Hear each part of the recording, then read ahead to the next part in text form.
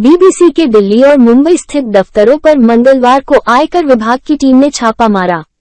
सूत्रों के मुताबिक एक्शन के दौरान स्टाफ के फोन बंद करा दिए गए हैं और एम्प्लॉइज को कहीं आने जाने से रोका जा रहा है। कांग्रेस ने इसे अघोषित आपातकाल कहते हुए ट्वीट किया, पहले बीबीसी की डॉक्यूमेंट्री आई, उसे बैन किया गया, अब बीबीसी पर इनकम टैक्स का छापा पड़ गया है। बीबीसी क्या है और इसके मालिक कौन है? British broadcasting corporation United kingdom का नेशनल ब्रॉडकास्टर है। ये दुनिया के सबसे पुराने और बड़े मीडिया हाउस में से एक है। इसकी पूरी दुनिया में करीब 35,000 कर्मचारी हैं। ये 40 भाषाओं में खबरें प्रसारित करता है।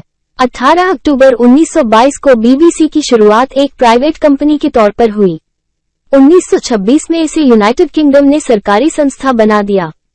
तब से आज तक बीबीसी रॉयल चार्टर के तहत संचालित होती है। हालांकि अपनी कवरेज के लिए ये पूरी तरह स्वतंत्र है। रॉयल चार्टर में बीबीसी का उद्देश्य भी लिखा है। इसके मुताबिक बीबीसी को यूनाइटेड किंगडम के सभी हिस्सों और पूरी दुनिया के लोगों की समझ बनाने के लिए विधिवत, सटीक और निष्पक्ष समाचार, करंट अफेयर्स और तथ्यात्मक प्रोग्रामिंग प्रदान करनी चाहिए। बीबीसी की हिंदुस्तानी सेवा ने अपना पहला प्रसारण 11 मई 1940 को किया। इसी दिन विंस्टन चर्चिल ब्रिटेन के प्रधानमंत्री बने थे। बीबीसी हिंदुस्तानी सर्विस का उद्देश्य द्वितीय विश्व युद्ध के दौरान भारतीय उपमहाद्वीप के सैनिकों तक समाचार पहुंचाना था। बांग्लादेश की लड़ाई हो या इंदिरा गांधी की हत्या या फिर कोई और बड़ी अंतर्राष्ट्रीय घटना, कई मौकों पर बीबीसी ने सबसे पहले खबरें दी, जिससे लोगों का भरोसा बना। 2001 में bbchiindi.com की शुरुआत हुई और फिर अन्य भारतीय भाषाएं जुड़ती गईं।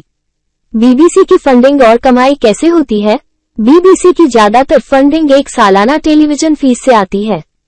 इसके अलावा इसे अपनी अन्य कंपनियों जैसे बीबीसी स्टूडियोज और बीबीसी स्टूडियो विक्स से भी आमदनी होती है। ब्रिटेन की संसद भी इसको ग्रांट देती है। साल 2022 में कंपनी को तब एक बड़ा झटका लगा जब ब्रिटिश सरकार ने अगले 2 सालों के लिए वार्षिक टेलीविजन शो पर रोक लगाने की घोषणा की। इतना ही नहीं, सरकार ने ये भी कहा कि 2027 तक वो शुल्क को पूरी तरह खत्म कर देगी। बीबीसी के दफ्तरों पर आयकर विभाग क्यों पहुंचा? आयकर विभाग के सूत्रों के अनुसार बीबीसी पर इंटरनेशनल टैक्स में गड़बड़ी का आरोप है। इसी को लेकर सर्वे किया जा रहा है। बीबीसी ने इस सर्वे की पुष्टि करते हुए कहा कि हम अथॉरिटीज का सहयोग कर रहे हैं और जल्द ही ये सिचुएशन सुधर जाएगी। बीबीसी के दफ्तरों में सर्वे इनकम टैक्स अधिनियम 1961 के अलग अलग प्रावधानों जैसे धारा 133A के तहत किए जा सकते हैं। ये कानून इनकम टैक्स विभाग को छिपी हुई जानकारी जुटाने के लिए सर्वे की शक्ति देता है। इसके तहत ऑफिशियल खाते की जानकारी, दस्तावेज, नकदी, स्टॉक या अन्य कीमती सामान की जांच करने के लिए किसी भी कैंपस में प्रवेश की अनुमति देता है।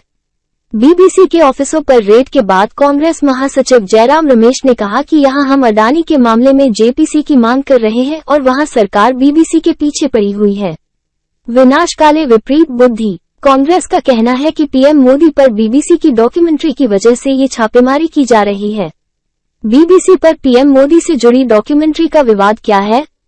गुजरात दंगों में प्रधानमंत्री नरेंद्र मोदी की भूमिका पर सवाल उठाने वाली BBC documentary India the Modi question को 2 हिस्सों में जारी किया गया था। इसका पहला एपिसोड 17 जनवरी को और दूसरा एपिसोड 24 जनवरी को रिलीज हुआ।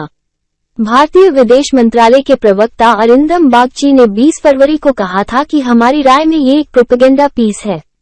इसका मकसद एक तरह के नैरेटिव को पेश करना है जिसे लोग पहले ही खारिज कर चुके हैं। ब्रिटेन के प्रधानमंत्री ऋषि सुनक ने भी ब्रिटिश संसद में इस डॉक्यूमेंट्री से असहमति जताई थी। बीबीसी डॉक्यूमेंट्री का दूसरा एपिसोड रिलीज होने से पहले केंद्र की मोदी सरकार ने 21 जनवरी को इस पर प्रतिबंध लगा दिया। केंद्र सरकार की ओर से जारी आदेश के बाद यूट्यूब और ट्विटर से बीबीसी डॉक्यूमेंट्री के लिंक हटा दिए गए थे।